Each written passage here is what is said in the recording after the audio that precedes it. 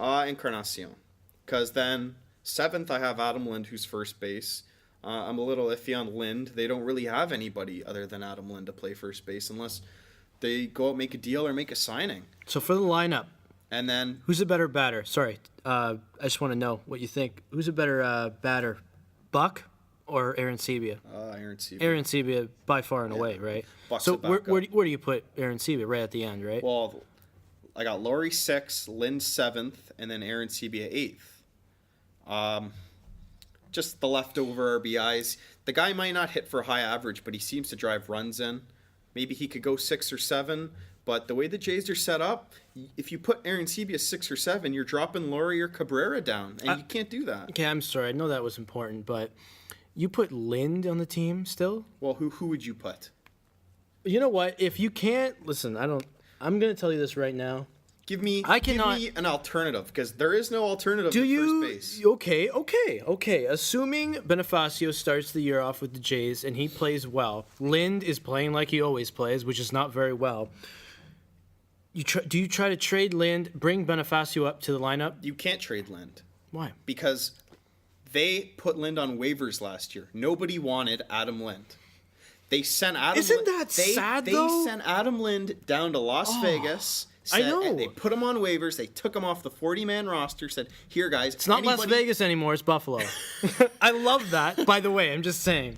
They said anybody can have him, and nobody wanted him. They tried to trade him. Nothing.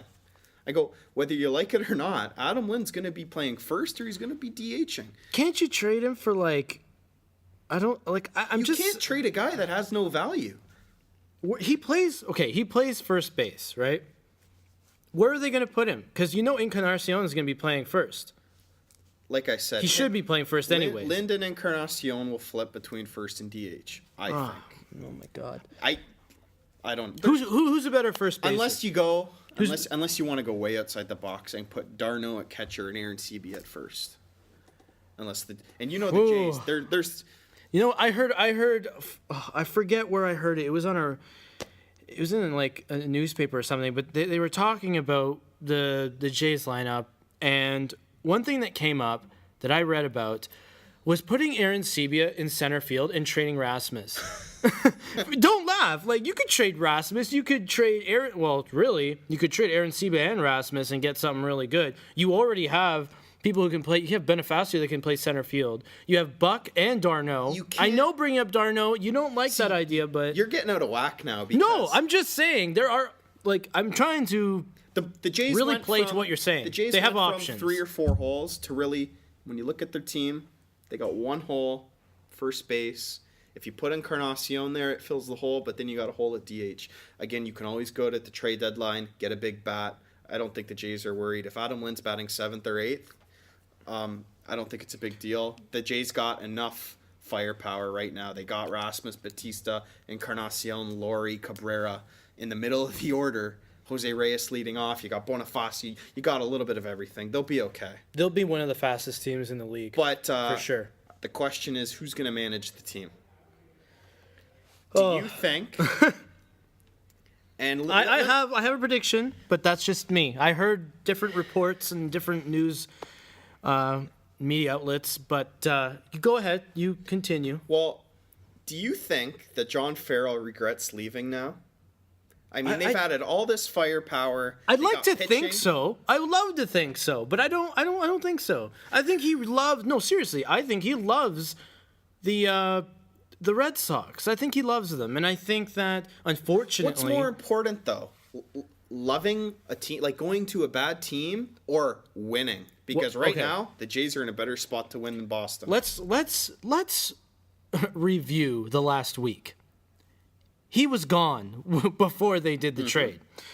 Now, if you're going to ask me right now, what is John Farrell thinking right now? I believe he's thinking, maybe I should have waited a few months, or at least waited till next season, next off season to do it. Because really, if he had the team that he would have now, I'd like to think that he'd be a little more successful, just a little. The funny thing, and I like to compare this, is it's like John Farrell probably looks at the Blue Jays like one of us would look at our ex-girlfriends and say, oh, wow, she lost 30 pounds. She looks good now. And I think that's what John Farrell thinks of the Jays. Like, oh, my God, they got a good team. Maybe I should have stayed there. Yeah. No, you know what I'm interested. You know what? Farrell, he had his dream job. He used to, he's the pitching coach for the Red Sox. Does it surprise me? No, not that he left. You know what I'm really wondering is what Butterfield is thinking. Because that guy, it really ticked me off when he left. Like, John Farrell, fine. You've been talking about the Red Sox for your whole life, technically, or practically, because you've been with them for a while. Butterfield, he was with us for a long time, so that stings a little. That really does. What have they gone through? How many managers have they gone through? Oh, They've gone dear through God. Farrell, Gaston. They've gone through a bunch. I love Gaston. And Butterfield's been here the whole time, and every time it's, maybe we'll interview Butterfield. Maybe he'll get the job. I think Butterfield realized, I'm not going to get the job here. I'm going to go somewhere where I have another opportunity. And he went with Farrell to Boston. You can't blame him. Yeah, but why go to... See, what I don't Why do you want to go through that process again? Why do you want to sit here, go through a new manager, new coaches, and you're the same old guy left over, and they use and abuse you? But why go to Boston? You're not going to be the coach of Boston. You know that. I know he's not, but he's... Or the manager. Sorry, the manager of Boston. It's a fresh start. People in the game know how valuable he is. The Jays obviously knew how valuable he was. They kept him around through every single manager they had. That's like keeping around... one of your ex-girlfriends just because you like looking at her. Like, no. You could find, a third base coach that is equal to Butterfield. The difference is, I don't think he has the, I don't want to say attitude. I just think that between, even Farrell really, because he's a new manager, I don't think he really had it either. I think Cito has it. I think the Jays right now need a manager like Cito. They need a veteran manager who's been to the game, or the big game, I mean, the World Series. They need experience. So you're against hiring a guy that's young and on the rise?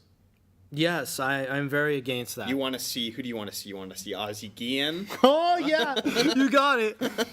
Listen, there's... Why do people not like Ozzie Guillen? Because he likes Fidel Castro? Like, come on. Why do Canadians care about that? Cuba's cool. People don't like Ozzie Guillen because he's crazy.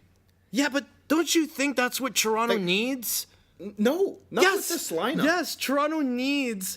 They need some pizzazz in their Toronto baseball franchise. Toronto needs to win. They need that too, but you know what? Ozzie Guillen can win, and he's done it before. Anyways, last thing on the Jays, the trade's still pending. Yeah. Bud Selig's taken almost a week to do this. How would you feel if you're a Florida Marlins fan? Or sorry, Miami Marlins. How would you feel if you're a fan of the Miami Marlins? I say Florida too. The fact when they changed it, I was like, Miami. That's a city? How would you feel though? New stadium, new players, new team. Owner says they're going to spend all this money. They're going to be successful. They take the taxpayers' money, build a new stadium, and then the owner says, you know what? This isn't working out. And he sells everybody off. That really bothers me a lot because, I understand, like, the whole situation that's happening in the South with the Phoenix Coyotes. You got politicians fighting to keep that dying team in that city, and the taxpayers are going to pay for it. This is a situation where you have politicians or the higher ups making decisions for the taxpayers, and in this case, it is like the worst case scenario for those people, for those fans. I feel sorry for those baseball fans. Are they baseball fans anymore? I wouldn't be. I feel sorry for Giancarlo Stanton. He's the only guy left. Oh my! Did you see his tweet? Yeah, I did. Oh, that was hilarious. What was the tweet? What did he say exactly? I forget. I'm very pissed off right now or something. Yeah, and then he changed his Twitter picture from him in his jersey to him in a robe. He doesn't want to be a Miami Marlin. You know what? I think the Jays, just for good measure, should try to trade for him. He'd fit. He would fit. Hey, there's your DH, right? There you go. You got a DH. You can. His tweet was, "All right, I'm pissed off, plain and simple," and I would be too. Yeah, you have these guys that over the course of a year, not only were you promised that this was going to be, something special, that they were going to go for it all, they're gonna try to win the World Series, and then you have these guys you got to know, in Reyes and Johnson, these are big guys that were brought in, and then they're gone. Do you want to know what's funny though? Do you think the Florida Marlins actually know what they're doing? Because they've done this twice before, and they've won 2 World Series because of it. They loaded up their team. They sold everybody off for prospects. What happens? They come around, I think it was in 03 or in 04. They come around. They add some veterans in Pudge Rodriguez. Juan Encarnacion. And next thing you know, they got